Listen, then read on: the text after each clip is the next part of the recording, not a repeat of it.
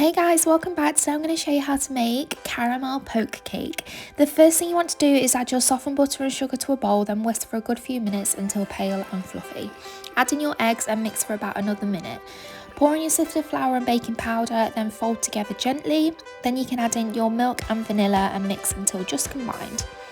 Pour your batter into a tin, spread towards the edges, then gently tap the tin to get rid of any large air bubbles.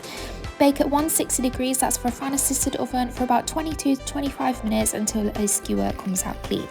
Whilst the cake is cooling, we can make the buttercream. So you want to beat your softened butter for a good few minutes until it turns pale.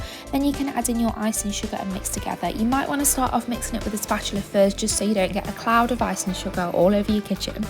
Add in your salted caramel sauce, then mix together, and you can add milk to loosen it up if it needs it. Once your cake is cool, make some holes in it with the end of a wooden spoon. Pour your caramel sauce into the holes, and you can spread any excess across the cake. Top it with your buttercream, spread it towards the sides, pour on more caramel sauce, and you can spread this around with a cocktail stick or make a pretty pattern or whatever you want to do. And just like that, your caramel poke cake is complete. I hope you like them, and thanks for watching.